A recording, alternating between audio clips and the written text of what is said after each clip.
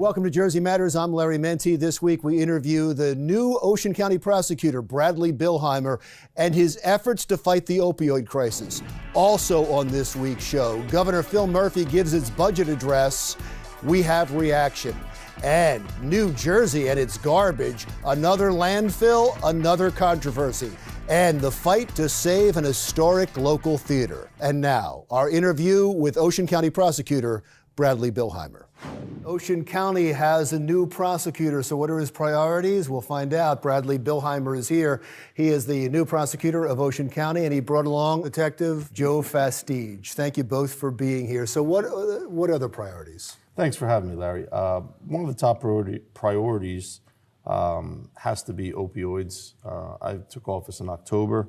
One of the first things I wanted to do is assess the office, assess the staff, try to strengthen relationships with the local police departments, but all the while knowing that opioids was going to have to be a top priority. So we're reviewing all of our programming and trying to figure out the best way to battle the opioid epidemic in Ocean County.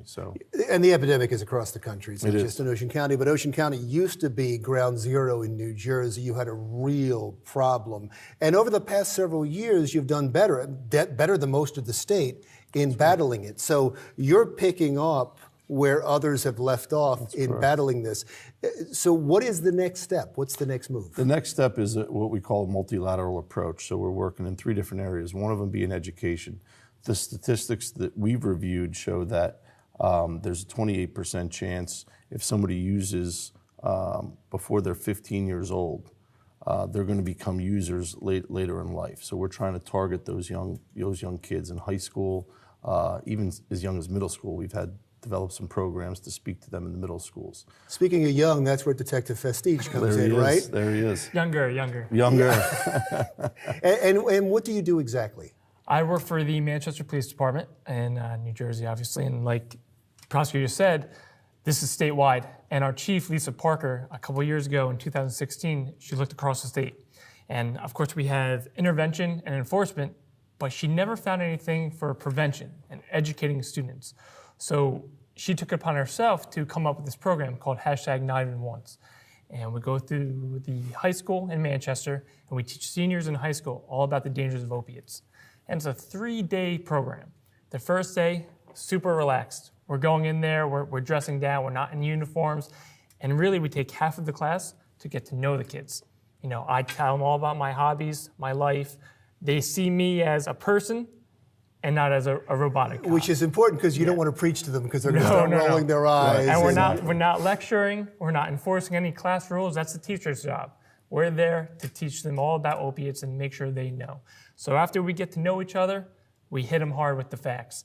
And we found that a lot of students don't know the correlation between pills to heroin. They don't know that evolution, that once you get going with the pills, it comes pricey and you move on to heroin, which is much cheaper. The second day, we hit them with a jailhouse interview.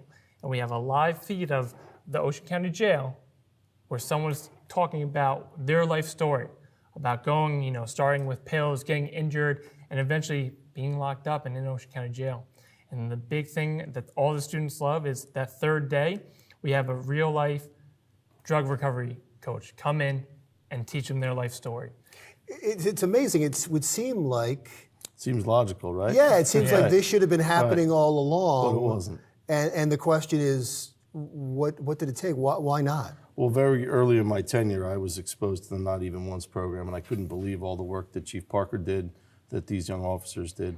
And my goal is to take that countywide and then statewide, and we're scheduling a meeting, hopefully, in the beginning of March with the health commissioner and try to make that happen. Education is the key component. It's one of the missing puzzle pieces, I feel like. And that's got to be just part of the program, right? That's part of the opioid fight. As part of our fight, we're also, my office, separate and apart from Manchester Police Department, has tailored a 40-minute presentation that we can go out and talk to kids. We also have something called Hidden in Plain Sight, where we educate the parents about where kids hide their drugs within the home. We're doing a lot of different things. The goal is to get out there and talk to as many people as we can so we can educate the parents and the children. What are the numbers looking like in Ocean County now? Because I know, I will say to you that the national numbers came out. Every state almost every state went down Right. in overdoses. New Jersey went up. We went up in Ocean Except County. Ocean, you went up in Ocean we went County? Up. We had 174 overdose deaths in 2016. In 2017, we had 187 in 2018. So we went up slightly. But our Narcan numbers are going up, and that's something we haven't talked about. Ocean County was at the forefront of Narcan deployments. That's basically a mist that you can spray into somebody's nose to reverse the effects of a heroin overdose. So let me make sure I got this correctly, but it did go down, and then it must have gone back up. It went up slightly, yes. That has to be a concern, even It's if it went up absolutely a slightly. concern. Absolutely, it's a concern. Do you know what the reasoning is for that? Why? Well, I think there's a number of reasons. And one of the reasons with the Not Even Once program, the way I like to use that hashtag also includes the ever-increasing presence of fentanyl. Right? Fentanyl has been introduced into all types of narcotics, mostly in heroin, but we're seeing it now in crystal meth. We're seeing it in all types of narcotics. Fentanyl is a deadly chemical-based drug that even 0.2 of a centimeter can kill you. You know, it essentially can kill you. And they're mixing it in it to cut the heroin. So my main goal with this Not Even Once program, and one of the reasons for it is you can't try this stuff once because you're playing Russian roulette and these kids don't understand the consequences. It can actually kill them. So getting back to the numbers went up. The Narcan deployments also went up. So that's also one of our concerns, is that if we're still Narcaning people, then we're not doing enough to educate them to make the right choices before Because these they are the become same addicted. people? When you say they're Narcaning them, you say we haven't done enough to educate them. Are they the same people that you're Narcaning? There's no data to tell who we're Narcaning. We have the numbers in total. So I know that the Narcan deployments have gone up from last year.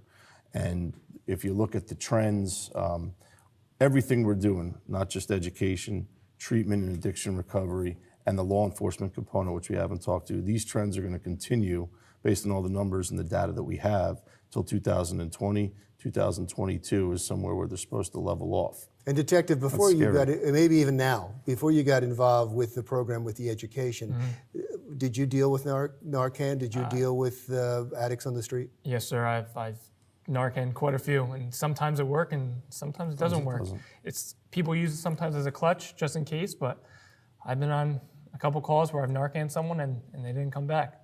Well, Detective, thank you so much for being here. Thanks for having me. your work, and good luck with the program. And we hope to have you back, especially if course. it does go statewide or to other counties. And we will continue our conversation with Ocean County Prosecutor Bradley Bilheimer when Jersey Matters continues.